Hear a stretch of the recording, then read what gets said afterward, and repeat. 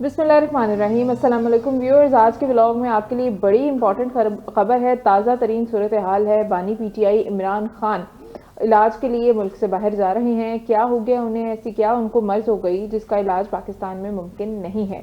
उसके अलावा मरीम नवाज सीएम पंजाब, उनकी हुकूमत भी शदीद खतरे में पड़ गई है। क्या सूरत हाल है, क्या वजूहात हो गई कि सीएम पंजाब इतना अच्छा काम कर रही थी लेकिन उनकी हुकूमत खतरे में पड़ गई है। दूसरी जानिब बानी पीटीआई का जेल से निकलना, इन दोनों चीज़ों का आपस में क्या ताल्लुक है, आपको बताएंगे इस व्लॉग में। मेरे साथ मौजूद हैं सीनियर साफिर एनालिस्ट मिस्टर फैसल ड्रीस भट्ट। अस्सलाम वालेकुम। वालेकुम अस्सलाम। बट साहब, दो बड़ी शख्सियात का नाम है इस व्लॉग के अंदर। एक तो बानी पीटीआई हैं, अल मशहूर बानी पीटीआई इमरान खान। दूसरा सीएम पंजाब भी कोई कम मशहूर तो नहीं है। दोनों के हवाले से खबर है। वो जो है वो जेल से बाहर आ रहे हैं। क्यों आ रहे हैं, मुल्क से बाहर क्यों जा रहे हैं, और क्या उन्हें ऐसी प्रॉब्लम हुई है जिसका इलाज जो है वो पाकिस्तान में नहीं है।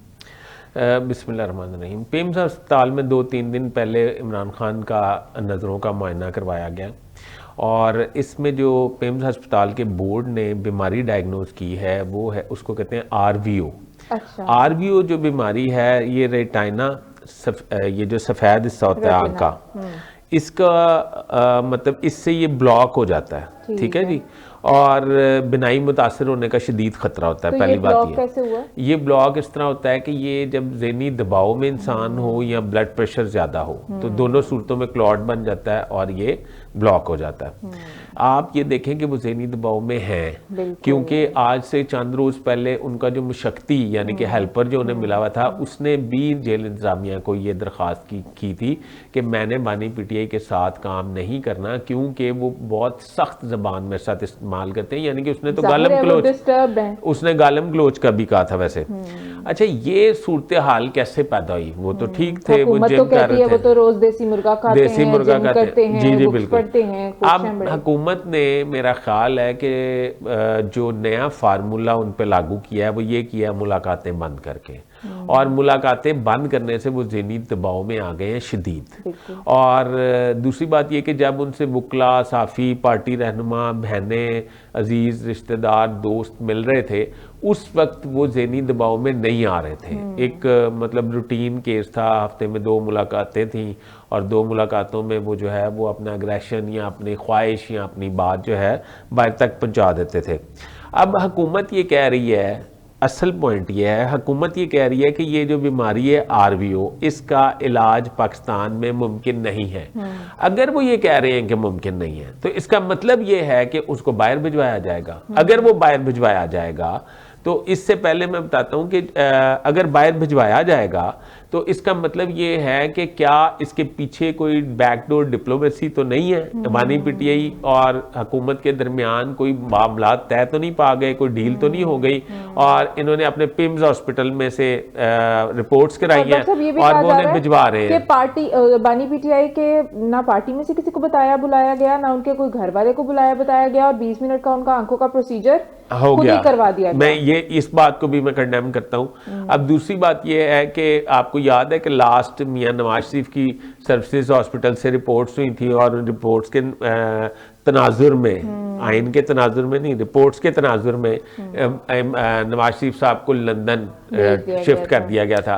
ये माजी में जब जनरल ज़िया-उल हक का दौर था तो मोहतरमा बेनज़ीर भुट्टो जब कैद में थी सखर जेल में सख्त गर्मी में, उस वक्त भी उनकी आंखों की यही बीमारी हुई थी RVO। वो ज़हनी दबाव में थी, उनके वालिद को फांसी हुई थी नहीं और वो ज़िया-उल हक की कैद में थी, तो उन्हें भी एक मुआहदे के तहत बाहर भिजवाया गया था। हमारे वापस आई थी तो उनकी आंख ठीक थी उस वक्त? वापस आई थी तो ठीक थी। पर बात यह है कि हो सकता है इलाज करा लिया हो, पर बात यह है कि ख़ास जो बात है वो ये है कि इमरान खान के हॉस्पिटल के जो डॉक्टर सुल्तान है शौकत खान नाम के, वो कहते हैं एक स्पेशलिस्ट है RVO का, मैं उसे लेके गया था अडयाला जेल इनका ट्रीटमेंट के लिए, और ये गलत कह रहे हैं कि इसका पाकिस्तान में इलाज नहीं है। मैं इधर लेके गया था पर इन्होंने मुलाकात की इजाज़त नहीं दी। Mahmood Achakzai, leader of the opposition कौमी असेंबली, वो भी बड़े खूबसूरत बात कर रहे हैं। वो कह रहे हैं कि इमरान खान की बीमारी को जितना एक्सप्लॉइट किया जा रहा है इतना है नहीं। एक्चुअली उनका ये ख्याल है कि पीटीआई इससे बैकफुट पे है। अब जो भी बात है इमरान खान और हुकूमत के दरमियान है, बाकी किसी को नहीं पता कि क्या सीन और क्या नहीं। पाकिस्तान में ये तो खैर जो है वो रिवाज है बड़े लोग, बड़ी बीमारियां, इन लोगों के इलाज वैसे ही पाकिस्तान में होते नहीं है। खैर बट साहब, मरीम नवाज की हुकूमत को खतरा पड़ गया, ये क्या खबर है? वो एक्चुअली कहा यह जा रहा है कि 56 पार्लियामेंटेरियन हैं सूबाई असम्बली से जो शदीद नाराज़ हैं मरीम नवाज साहिबा से। उनका ये ख्याल है कि मरीम नवाज साहिबा ना उनके कहने पे कोई तबादला ट्रांसफ़र पोस्टिंग करती हैं, ना उनसे मुलाकात करती हैं, और उन्होंने एक ग्रुप बना लिया। ये राना इकबाल जो वज़ीर कानून बने, ये भी उस ग्रुप का हिस्सा थे। मंशाउल्लाह भट्ट जो लेबर मिनिस्टर बने, ये भी उस ग्रुप का हिस्सा थे। और दूसरा ये कहा जा रहा है कि जो टॉप ब्यूरोक्रेसी है, मतलब like a type, A+ tier के जो लोग हैं, वो तो सीएम से इंटरेक्शन में आ जाते हैं, और जो दूसरी A कैटेगरी की ब्यूरोक्रेसी है उससे सीएम इंटरेक्शन में नहीं आती। उनके खिलाफ, उनके दिमाग में भी शदीद मायूसी पाई जा रही है। और ये कहा यह जा रहा है कि ये जो 56 अरकान और वो जो ब्यूरोक्रेट्स और ये वो, अगर इनको कोई सियासी सरपरस्ती मिल गई तो ये जाहिर बात है अदम एतमाद की मूव कर सकते हैं। पर मेरी राय लेनी है तो वो ये है कि इस तरह किसी सूरत मुमकिन नहीं। उसकी वजह क्या है? उसकी वजह यह है कि जब तक किसी जगह से इशारा ना हो उस वक्त तक हुकूमतें ना आती हैं ना जाती हैं। ठीक है बच्चा, बहुत शुक्रिया कीमती इन्फॉर्मेशन के लिए। अपने व्यूअर्स से कहेंगे चैनल को सब्सक्राइब कर लें, वीडियो को लाइक शेयर कमेंट कर दें। खुदा हाफिज़।